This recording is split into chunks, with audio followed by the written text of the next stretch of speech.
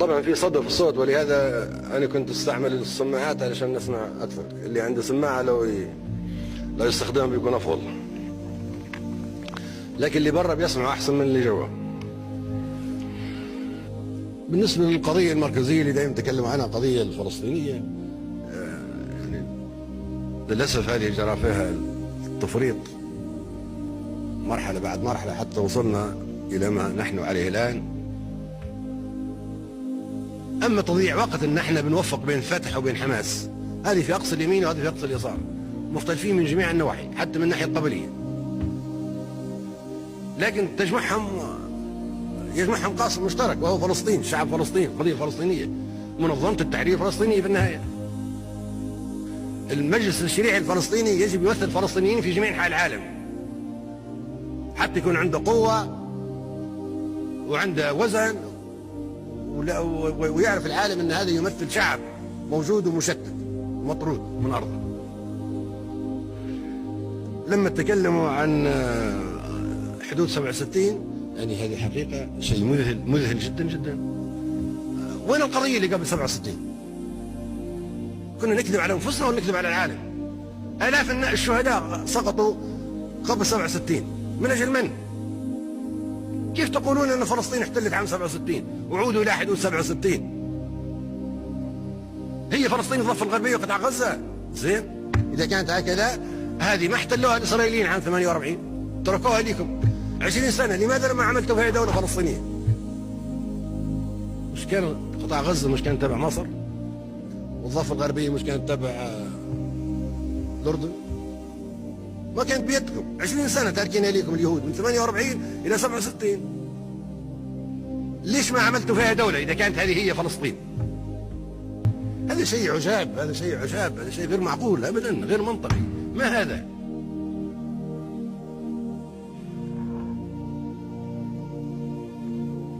لا اله الا الله.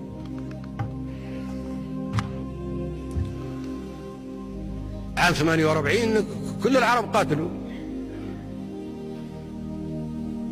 الآن ما تقدر تقاتل لا في العراق ولا في فلسطين، تعتبره إرهابي وما تقدر تدفع ولا قرش. يعني لو قاتلوا الفلسطينيين الآن أعتقد العرب للأسف ممكن ما يتحملوش هذه المسؤولية.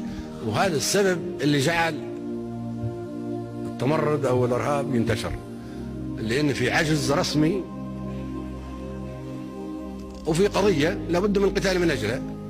فلسطين محتلة والعراق محتلة، وتقولوا الجزر على ذكر الاحتلالات هذه، تقولوا الجزر هذه ليس من مصلحة العرب إن تكون في عداوة بينه وبين إيران، ولا حتى بينه وبين تركيا ولا كل الأمم هذه. مش من مصلحتنا أبدا نحن نستعدي إيران علينا. إذا كان في مشكل فعلا في هذه، نقرر في هذا المؤتمر تحويل القضية إلى محكمة العدل الدولية،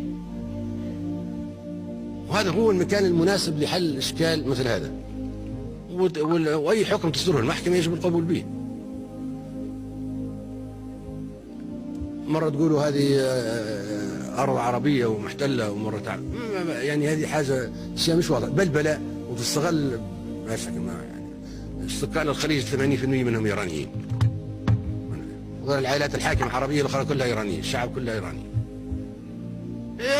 هذه ورطة موجودة. كيف حل المشكلة هذه بالطريقة السلمية؟ يعني جزر هو راحت غير الجزر هذه، وكرامة العرب راحت، ووجود العرب راح، وماضيهم راح، ومستقبلهم راح، كلها راحت. طبعا العراق ليس لنا أي حول ولا طول بشانه. حد نقول لماذا العراق؟ احنا نمشي للعالم كله يقولوا لماذا العراق؟ شو سبب تدمير العراق وغزو العراق وقتل مليون عراقي؟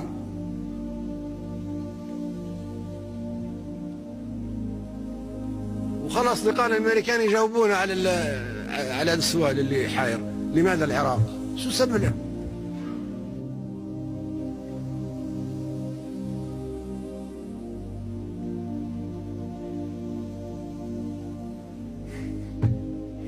تجي قوة أجنبية تحتل دولة عربية وتشنق رئيسها واحنا نتفرج عليهم ونضحك. ابو عمار قعد في القصر كم عام واحنا نتفرج عليه ونعقد قمه بدون ابو عمار. ليش ما قلنا القمه ما تنعقدش لغايه ما يطلع ابو عمار من القصر؟ واخينا سمموه وقتلوه.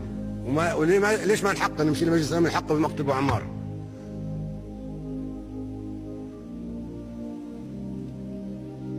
وليش ما نحقه في شنق صدام حسين؟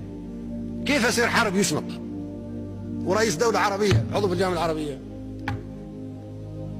لما تكلموا عن سياسة صدام حسين والخلافة معاه السياسة، ممكن كلنا مختلفين سياسيين معاه ومختلفين حتى مع بعضنا نحن الآن. ما في حاجة تجمعنا أبدا إلا القاعة هذه.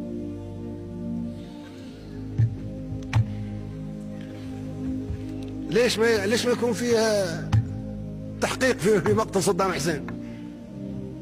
قيادة عربية بالكامل تقتل تشنق في المشانق ما نتفرج، لماذا؟ وممكن الدور جاي عليكم كلكم. نعم،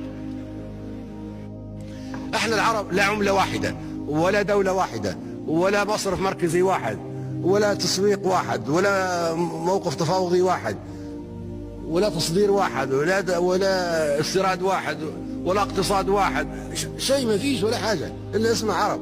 ممكن دمنا واحد، لغتنا واحدة، طبعا لغة مهددة معروف، دمنا واحد، لكن في عدا ذلك نحن لا يجمعنا أي شيء.